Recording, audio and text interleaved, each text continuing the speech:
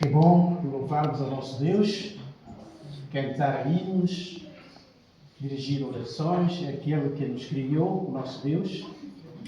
Segundo a Bíblia, nós fomos criados para glorificar a Deus. Ele é a razão da nossa vida e Ele também é o propósito pelo qual nós existimos e vivemos. E é bom louvar ao nosso Deus, a capela, abrir as nossas vozes, levantar o som das nossas vozes, que é um instrumento natural que Deus colocou em cada um de nós para que pudéssemos adorar e reconhecer a soberania desse grande Deus, que é soberano e maravilhoso, aquele que cuida de nós. Amados, vamos então para a nossa meditação esta manhã. Continuamos na carta aos Hebreus, estamos a caminhar para o fim desta carta, epístola maravilhosa sobre Jesus Cristo, o grande sumo sacerdote, aquele que veio a este mundo para exercer uma função que era representada no Antigo Testamento, através de centenas, para não dizer milhares, de sacerdotes que estavam ao serviço do povo, e entre esses sacerdotes que exerciam o ministério do culto, como nós já mencionámos da outra vez, o culto não era dirigido pelos profetas. Os profetas tinham uma missão muito específica. Eram os mensageiros de Deus. Eram instrumentos que Deus usava para trazer a mensagem ao povo. Eles não precisavam de dirigir cultos. Alguns até eram de pouco contacto popular. Quando apareciam, apareciam para anunciar a mensagem do nosso Deus. O grupo que era responsável pelo culto era o grupo dos sacerdotes. Eles é que foram separados por Deus e a vida deles, todos eles que pertenciam à tribo de Levi, sobretudo os que vinham da linhagem de Arão, que era um levita, tal como Moisés, também. Então, esses é que eram os responsáveis pelo culto. Então, todo o culto girava em torno da vida e do ministério desses homens separados por Deus. E o autor vai escolher exatamente esse ministério específico do Senhor Jesus Cristo para falar, então, da encarnação, destacando esse aspecto específico para mostrar que nós temos alguém que nos representa diante do nosso Deus. E nenhum outro ser humano, nenhum outro sacerdote, nenhum outro sumo sacerdote escolhido em Israel esteve ao nível do Senhor Jesus Cristo. Ele é o único, é singular e veio para executar uma missão diferente, mais exaltada ainda de qualquer outro sacerdote que já tivesse passado na história de Israel. Então esse é o argumento. Ele está a combater a apostasia, mas apresenta Cristo e o seu ministério sacerdotal como a razão, não só para evitar a própria apostasia, e quem já tinha uns passos no caminho da apostasia, para parar e regressar à verdadeira fé que só se encontra em Jesus Cristo. Então, estamos no capítulo 10, da carta.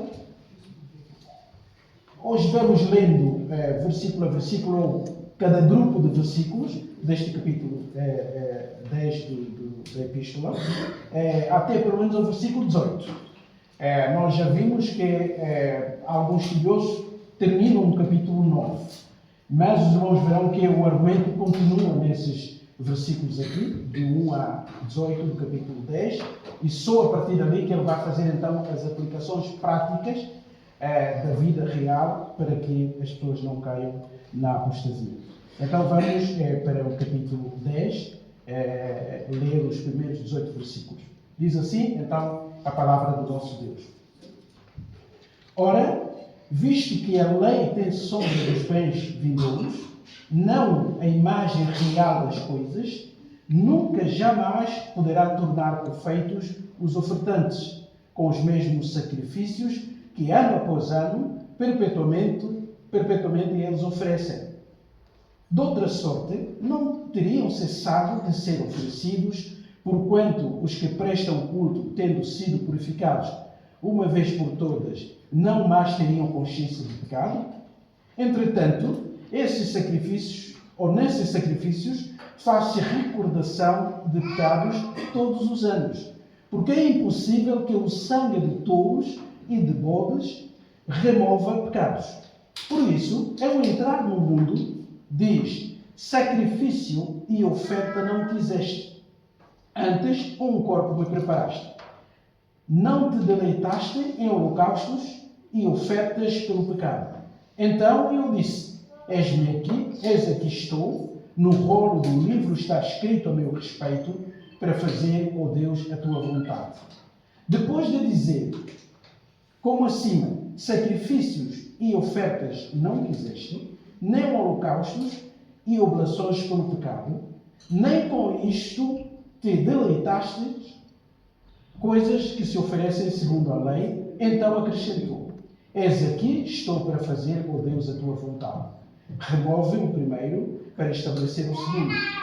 Nessa vontade é que temos sido santificados mediante a oferta do corpo de Jesus Cristo, uma vez por todas. Ora, todo sacerdote se apresenta dia após dia a exercer o serviço sagrado e oferecer muitas vezes os mesmos sacrifícios, que nunca jamais podem remover pecados.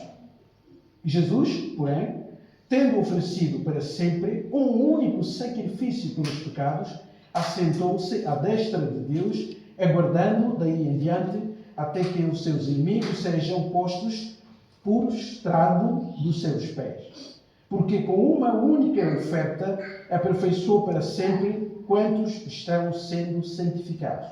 E disto nos dá testemunho também o Espírito Santo, porquanto, após ter dito: esta é a aliança que farei com eles depois daqueles dias, diz o Senhor.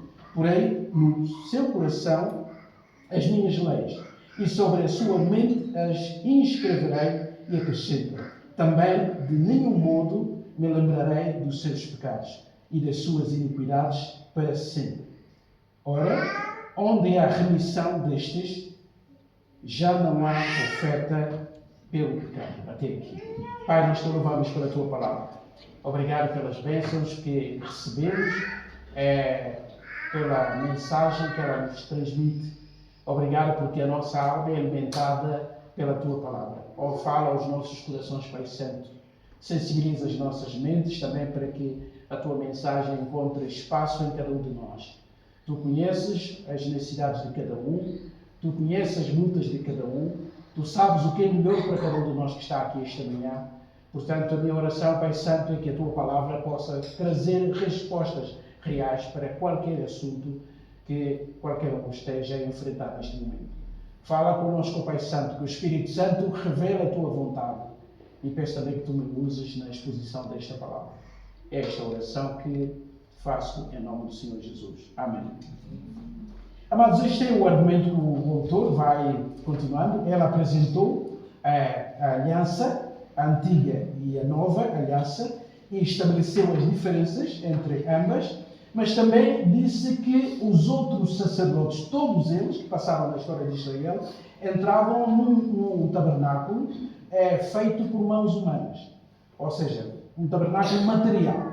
É lá onde exerciam o seu ministério. E o autor concluiu que tudo aquilo que era representado materialmente tinha uma realidade espiritual invisível. Então, se Deus deu instruções no Antigo Testamento, e nós vemos isso, já mencionamos isso também, quem estuda a Bíblia com algum cuidado verá que desde o capítulo 25 do livro de Êxodo até o capítulo 40, que termina o livro, todos esses capítulos só falam dos pormenores do tabernáculo. E a pergunta que surge logo para qualquer estudante da Bíblia curioso é que, por que tantos capítulos? Por que tanta informação para uma tenda que era passageira, movível, e que hoje até já não existe? Por que tanto pormenor para esse tabernáculo, para a construção desse tabernáculo? E nós vimos que esse tabernáculo representava um pouco o Cristo. Porque o Cristo é o Deus conosco, Emanuel. E a tenda era o lugar de encontro. Quando Deus recomendou, deu instruções para que Moisés construísse a tenda, Deus disse, porque ali virei ao vosso encontro. Então vocês terão um representante nacional e eu vou falar com esse representante nacional. E nós vimos teofanias, manifestações divinas da presença de Deus no tabernáculo. Agora, pensando no argumento do autor, no sentido que todo aquele ministério terreno, material, exercido ou realizado por seres humanos, representava uma verdade e uma realidade espiritual, nós encontramos uma demonstração no fim da Bíblia. Então, antes de voltar a este texto, vou pedir aos irmãos para abrirem comigo o livro de Apocalipse. A Bíblia explica a própria Bíblia. Sempre que lemos um texto difícil na nossa compreensão, temos que encontrar outras passagens bíblicas que nos ajudem a esclarecer um pouco aquilo que está a ser difícil. E todos nós passamos por dificuldade. O texto bíblico é simples por um lado, porque pode chegar a qualquer pessoa, essa mensagem pode chegar a qualquer pessoa, mesmo as pessoas analfabetas podem ouvir a palavra de Deus, mesmo sem sabendo ler nem escrever, nós vemos tantas pessoas a se renderem a Deus, porque essa mensagem chega lá. Mas também não podemos ignorar que a Bíblia foi escrita numa linguagem que já não é a nossa, por isso é que temos as novas versões para nos trazer alguma informação. Mas ainda, a Bíblia foi escrita numa língua ou em 3 línguas que não são as nossas. Não é? Aliás, essas línguas hoje são faladas, mas já são faladas de uma forma um pouco diferente. O hebraico de hoje em Israel não é exatamente o mesmo hebraico que nós encontramos na Bíblia. Nem o aramaico também falado hoje naquela zona do norte de Israel, como também o grego falado hoje na Grécia é um pouco diferente do grego no qual a Bíblia, o Novo Testamento foi escrito. Então é preciso ultrapassar essa distância social, sociológica, histórica, linguística para entendermos a palavra. E graças a Deus há irmãos que nos ajudam também a esclarecer. Mas a própria Bíblia é o texto base para essa explicação. Agora vejam os irmãos o que João escreve neste último livro da Bíblia. Estamos no capítulo 21. Eu só vou ler os primeiros 8 versículos do capítulo 21. Apocalipse, capítulo 21. Portanto, a Bíblia tem essa estrutura maravilhosa e sempre que eu olho para a Bíblia, digo assim, esse livro é um livro divino, não é? Os primeiros 2 capítulos da Bíblia é a narração histórica de como tudo começou antes do pecado. Não é? Nós lemos Gênesis 1 e Gênesis 2, vemos ali o mundo perfeito que Deus criou. E a partir do 3º capítulo de Gênesis 3, então entrou a desgraça na vida do ser humano. E a partir do capítulo 3 de Gênesis, tudo no fundo é um drama humano e o processo da restauração ou da salvação do homem caído, com todas as consequências morais e espirituais. Mas também quando lemos os últimos 2 capítulos da Bíblia, que é Apocalipse 21 e 22, também vemos uma realidade sem pecado. Não é? É muito interessante. 2 capítulos iniciais, sem pecado. No 3º capítulo, entra Satanás, capítulo 3, que traz a desgraça. E lemos Apocalipse, vemos a mesma coisa. Não é? O antepenúltimo, ou penúltimo capítulo, antepenúltimo capítulo da Bíblia, nós vemos Satanás. Ela aparece ali e desaparece. E vemos os 2 últimos capítulos, onde o mundo já é um mundo sem Satanás, sem influência do pecado. E isso é maravilhoso. Isso é maravilhoso. Mas aqui no capítulo 21 diz o seguinte, vejam comigo. Vi novo céu e nova terra. Pois o primeiro céu e a primeira terra passaram, e o mar já não existe. Vi também a cidade santa, a nova Jerusalém, que descia do céu, da parte de Deus, ataviada como noiva, adornada para o seu esposo. Vejam aqui a maravilha desse encontro. Então ouvi grande voz vinda do trono, dizendo: És o tabernáculo de Deus com os homens. Deus habitará com eles. Eles serão povos de Deus, e Deus mesmo estará com eles. E lhes enxugará dos olhos toda a lágrima, e a morte já não existirá. Já não haverá luto, nem pranto, nem dor, porque as primeiras coisas passaram. E aquele que está sentado no trono disse: Eis que faço novas todas as coisas. E acrescentou: Escreve, porque estas palavras são fiéis e verdadeiras. Disse-me ainda: Tudo está feito. Eu sou o Alfa e o Ômega, o princípio e o fim. Eu, a quem tem sede, darei de graça da fonte da água viva. O vencedor herdará estas coisas, e eu lhe serei Deus. Lhe serei Deus, e ele me será filho. Quanto, porém, aos covardes, aos incrédulos, aos abomináveis, aos assassinos, aos impuros, aos feiticeiros, aos idólatras e a todos os mentirosos, a parte que lhes cabe será no lago que arde com fogo e enxofre, a saber, a segunda morte. Vamos ficar só até aqui. Mas o destaque aqui é que João vê algo a descer do céu. E algo que descer do céu é chamado de cidade. Mas também nós sabemos que essa cidade representa pessoas, porque é a igreja que deixa. Mas é um tabernáculo. Ou seja, João estava habituado como um judeu a ter o templo na altura, mas antes do templo havia um tabernáculo material e físico. Só que naquela visão de João, esse tabernáculo já não era um tabernáculo construído por seres humanos. É um tabernáculo que descia do céu. E a grande mensagem deste capítulo 21 de Apocalipse é que Deus descia para perto do seu povo. Então, os irmãos veem que o objetivo daquela tenda, daquele tabernáculo material, quando Deus promete que é lá onde eu virei para me encontrar com o meu povo, por isso é que era móvel. Sempre que o povo se deslocava, então a tenda tinha que ser desmontada, simbolizando ou significando que Deus estava constantemente no meio do seu povo. Então, quando o povo montava a tenda, as 12 tribos ficavam à volta, uma ou 11 tribos, uma delas ficava ao serviço, e quando acabava a presença, acabava o tempo daquele espaço, então Moisés ordenava, eles desmontavam a tenda e levavam o material até o próximo lugar. O objetivo era esse. Aliás, essa era uma das razões pelas quais Deus não aceitou um templo fixo. Quando Davi disse que queria construir um templo, uma casa fixa, como qualquer outro povo da terra tinha casas, templos para os seus deuses, Deus disse: não, a casa eu queria uma casa fixa. Entre muitas razões, essa era uma delas. Não é? Deus deu ordem para se construir uma tenda, mas aquela tenda não era fixa. Era uma tenda móvel. Enquanto que uma casa, um templo, seria um lugar fixo. E lá está também o povo se enganou, dando muito mais valor ao próprio templo. Essa é sempre a tendência humana. Nós, às vezes, sobrevalorizamos as bênçãos de Deus em vez de Deus das bênçãos. Então achavam que bastava ter um templo, tudo estava resolvido. Podiam viver de qualquer forma. O templo era quase uma espécie de talismã, um elemento protetor. Por isso é que várias vezes, pelo menos 2 vezes ou 3, o templo foi destruído. Para Deus mostrar ao povo de que aquela casa, ter a casa ali não era suficiente.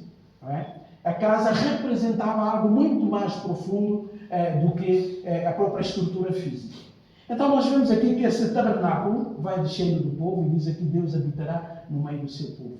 Ou seja, o objetivo de todo o ensino bíblico é o relacionamento com Deus Criador, que é o nosso Pai.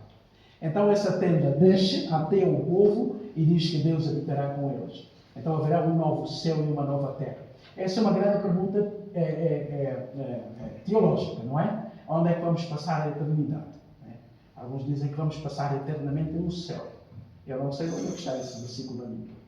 O que a Bíblia diz é que Deus vai renovar o céu e a terra. Porque Deus criou a terra para ser a habitação do ser humano. E lá no jardim Deus vinha ao encontro. E é interessante que Apocalipse vai dizer que Deus é o tabernáculo que deixa ter os homens numa terra nova, num céu novo.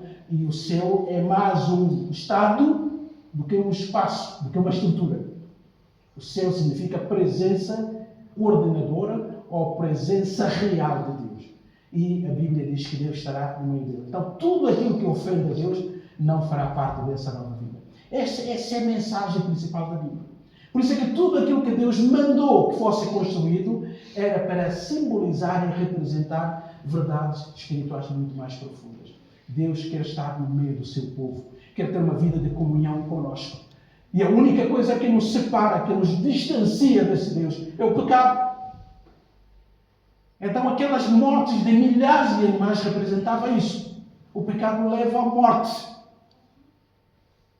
Sem derramamento de sangue não há remissão, não há pecado, não há remissão, porque o pecado é uma ofensa vital a Deus. Quem peca está a ofender em primeiro lugar a Deus. Ele até pode pecar contra o seu semelhante, mas o primeiro ofendido é Deus. E para que a relação continuasse, então tinha que haver morte ali. Tinha que haver castigo executado. E aqueles animais representavam isso. E o autor diz, mas o maior e o melhor de todas as ofertas, de todos os sacrifícios, é o sacrifício do Senhor Jesus Cristo. Essa é a tese dele. Por isso é que ele não entrou no santuário ou no tabernáculo humano, mas ele entrou no tabernáculo celestial. Aquele que Apocalipse menciona, que um dia vai descer, vai representar o verdadeiro significado de Emmanuel, o Deus que habita e permanece no meio do seu povo. Então, voltando rapidamente para o nosso texto aqui de Hebreus, vejam o que ele diz. Ele está a terminar o seu argumento. Irmãos, não se esqueçam, a Bíblia tem uma lógica. Cada carta tem uma estrutura, tem uma verdade central. Qual é a verdade central? Cristo é a resposta para os problemas mais profundos do ser humano. E Cristo é a cura para o pecado que ele trata nesta carta, que é o pecado da apostasia. Ele está a dizer, não abandone Cristo por nada.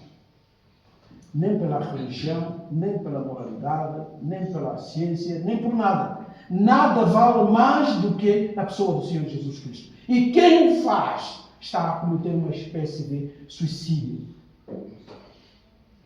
Pessoal, esse é o argumento dele.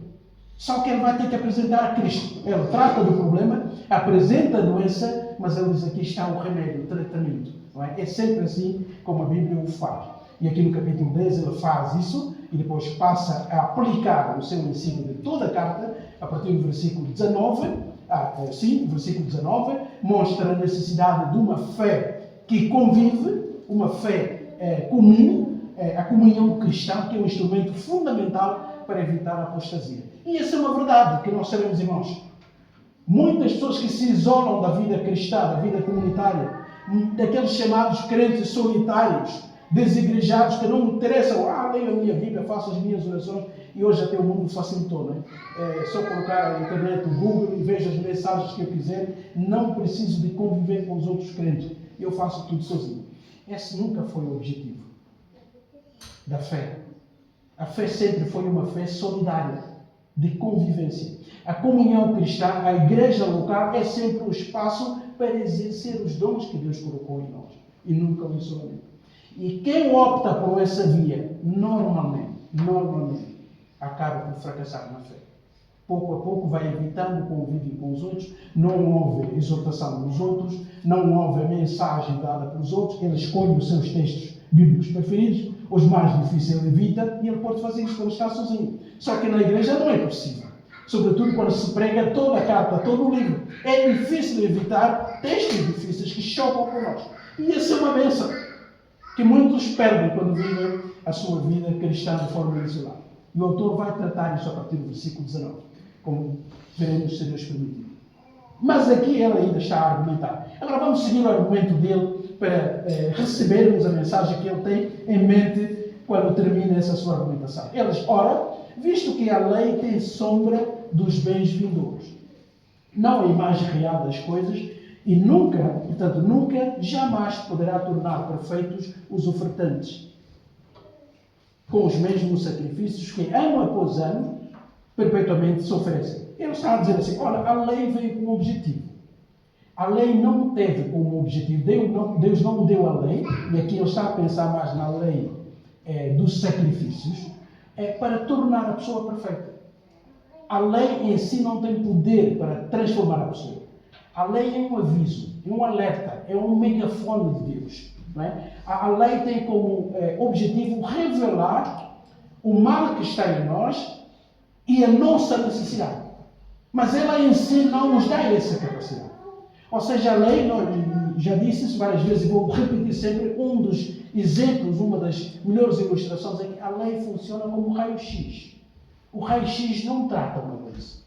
O raio-x revela a doença, caso haja. Nós fazemos o raio-x e o raio-x, quando a chapa sair, como dizia, nós veremos como é que estão os nossos pulmões, ou a parte quebrada, etc, etc. Ou hoje, com a medicina mais avançada, temos outro tipo de aparelhos que nos mostram. TAC, por exemplo. TAC não trata. A pessoa pode fazer 20 TACs por dia ou por semana, nunca a pessoa vai chegar no fim e dizer assim, já estou curado porque fiz TAC. Não. Até pode sair do exame chorando. Porque o objetivo foi revelar algo que está errado dentro.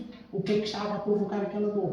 Então, por mais importante que seja um raio-x ou o TAC ou a TAC, não sei qualificar o gênero, por mais importante, por mais sofisticado que seja, não é um tratamento assim.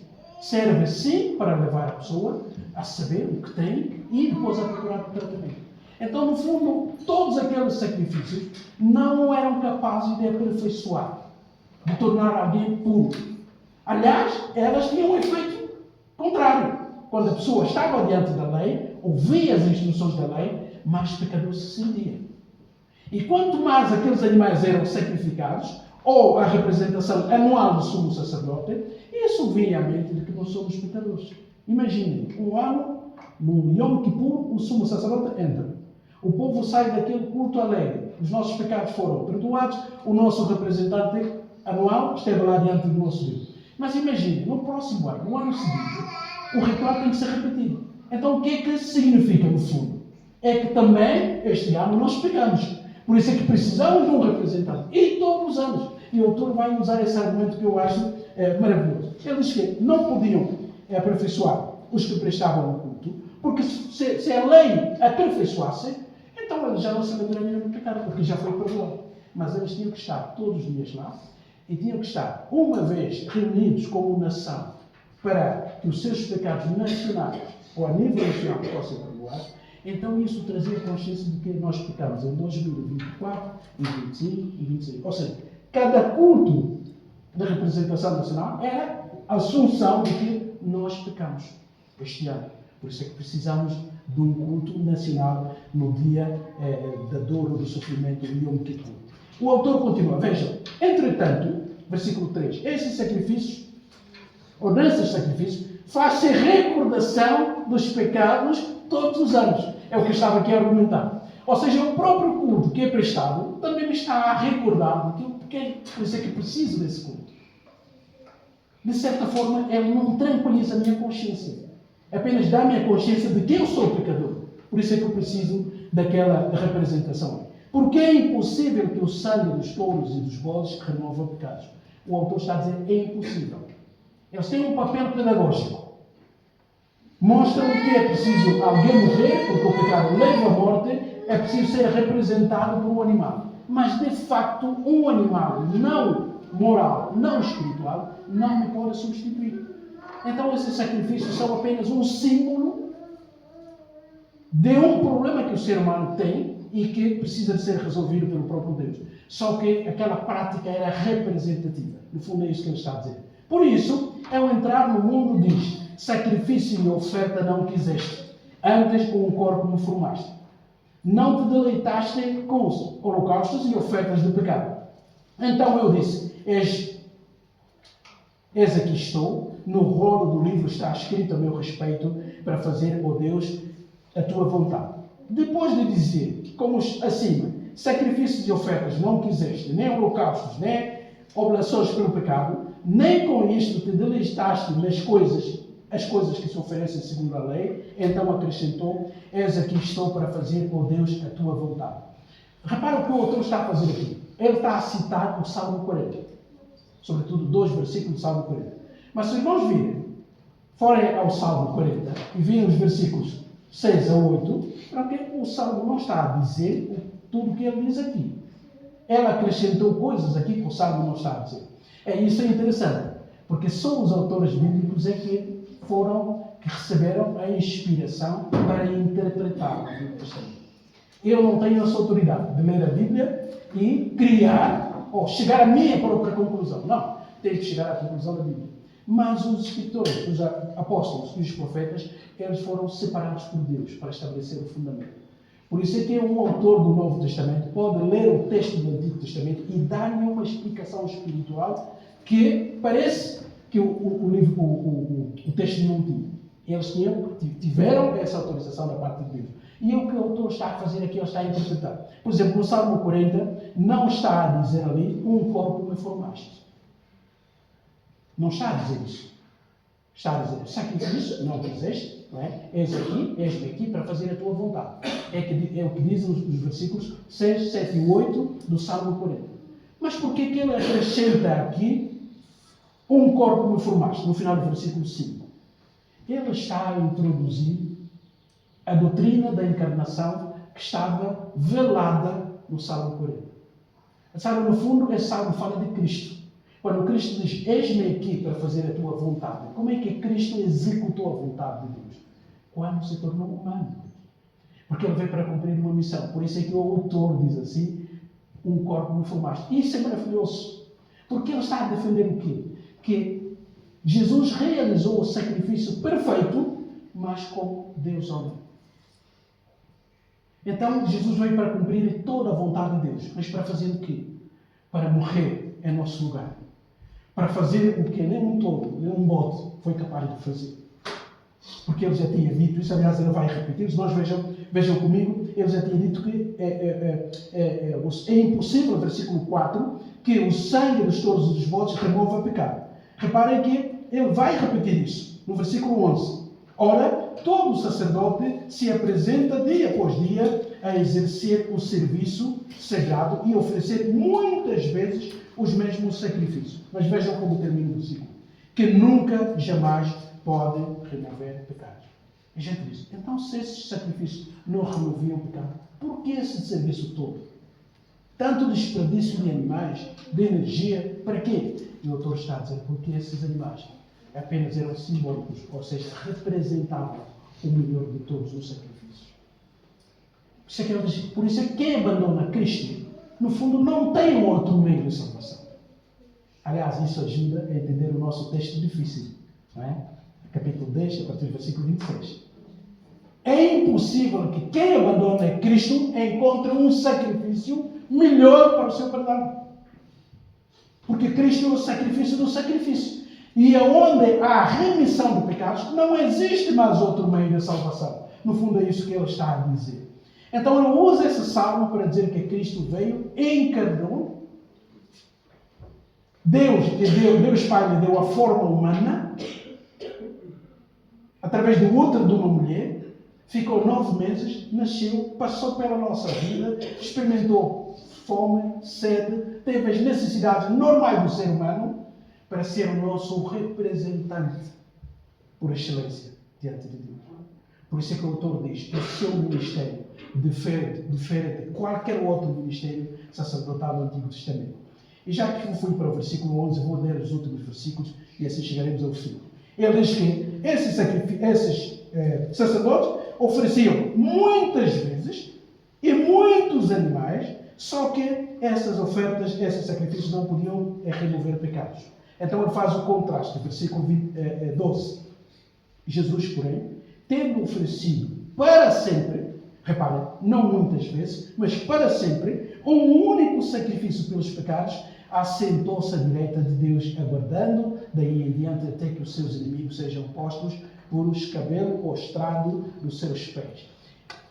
Na antiga concessão semítica e judaica, quando alguém termina o trabalho e se assenta, significa que o trabalho está no fim. Então, assentar-se significa o trabalho terminar. E o autor diz assim que Jesus fez um único sacrifício que vale para todo sempre e assentou-se à destra de Deus, lado direito, lado de honra. Ninguém se sentava no lado direito do rei. Quando o rei colocava alguém ao seu lado, é porque essa pessoa era importantíssima. E aqui a imagem da vida real daquelas culturas está aqui a ser representada.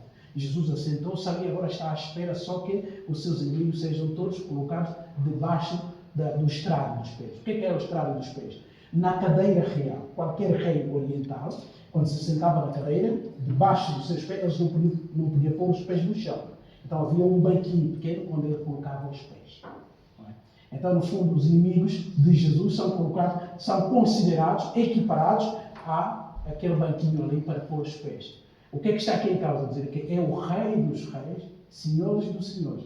E quem se torna seu inimigo não merece outro lugar do que o lugar para pôr os pés. Significa que ele domina sobre tudo e sobre todos. E a pergunta aqui é, quais são os inimigos de Jesus? Ele veio aqui para exercer uma missão, mas também para combater, vencer os inimigos. Quais são?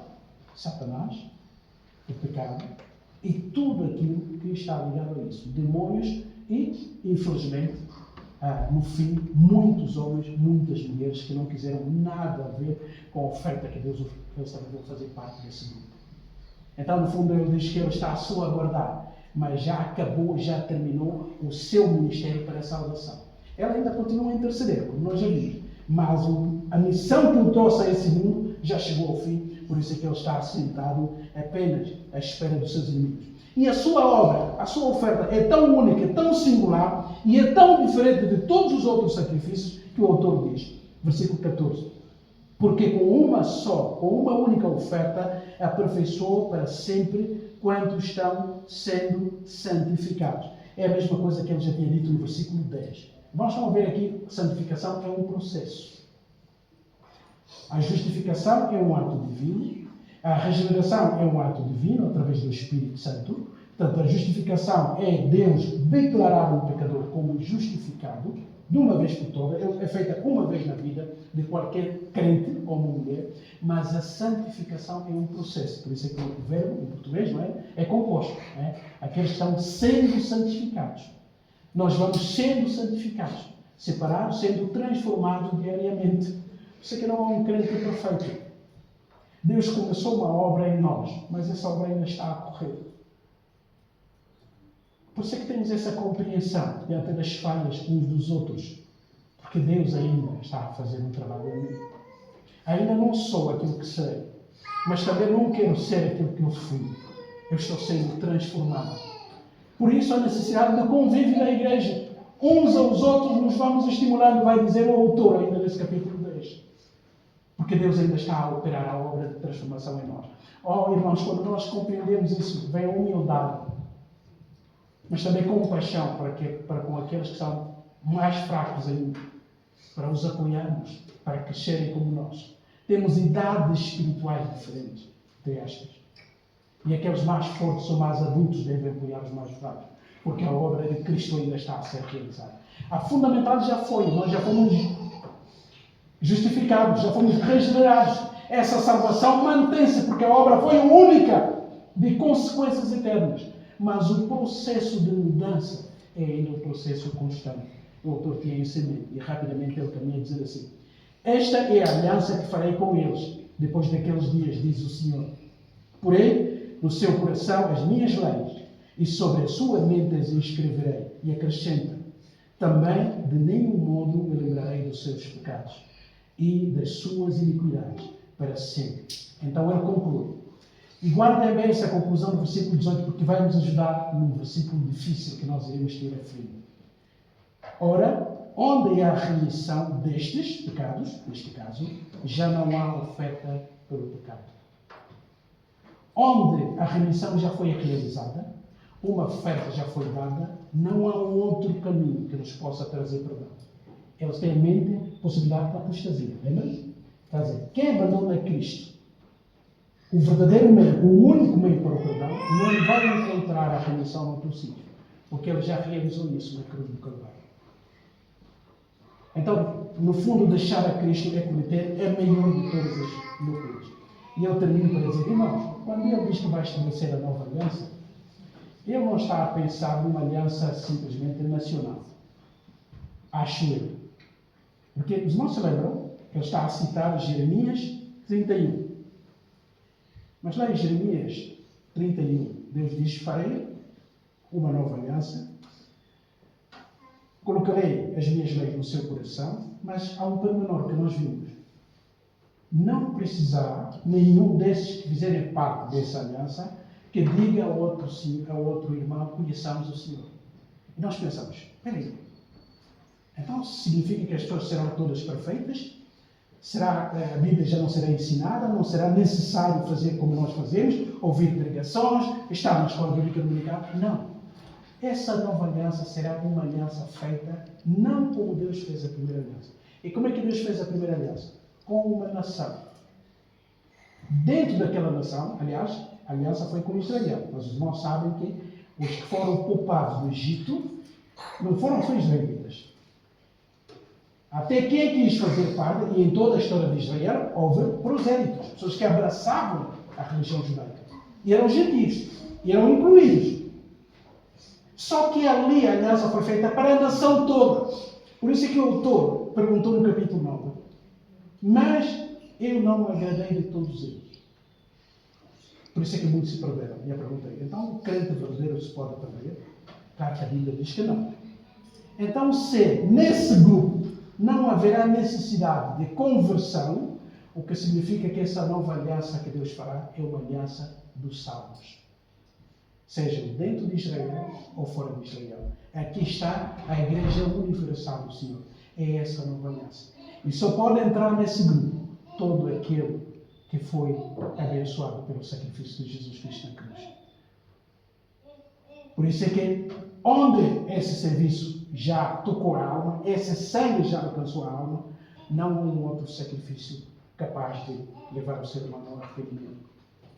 Deus, irmãos, essa é uma mensagem maravilhosa. Que Deus tranquilize a nossa consciência. Que Deus fortaleça a nossa fé e a nossa confiança nele.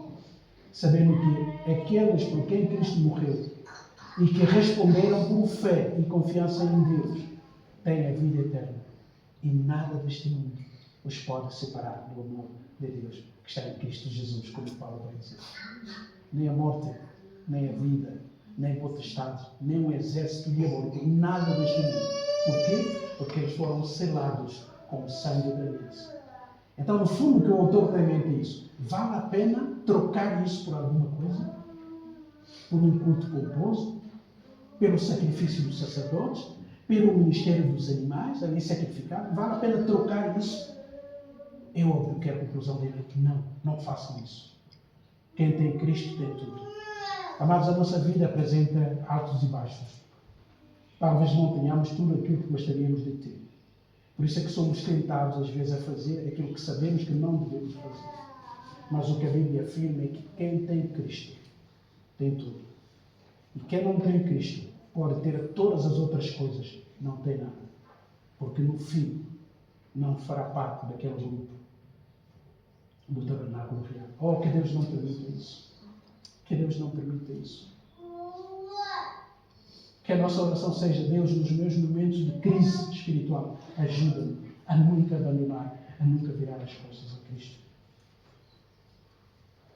Quando eu tiver que fazer a escolha entre aquilo que te agrada e aquilo que te ofende, ajuda-me, Deus, a fazer aquilo que te agrada.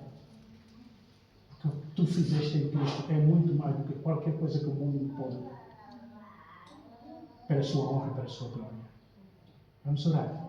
E eu peço aos irmãos que cada um também possa orar em silêncio, pedindo que Deus o ajude, o capacite a olhar para Cristo de forma mais cristalina, de forma mais clara, e a viver a sua vida na dependência completa desse Salvador. Pai, obrigado pela tua palavra. Obrigado pelas bênçãos que recebemos quando ela é exposta diante de nós.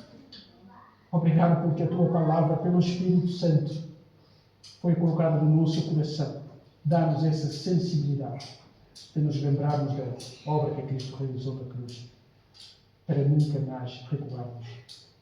Ajuda-nos a valorizar aquilo que tu fizeste nas nossas vidas, mas também a valorizar a nossa comunhão uns com os outros, para que continuemos a crescer, a conhecer-te, e o processo da santificação continue a ser constante nas nossas vidas. Obrigado pela tua palavra. Em nome do Senhor Jesus. Amém. Senhor, temos um hino final.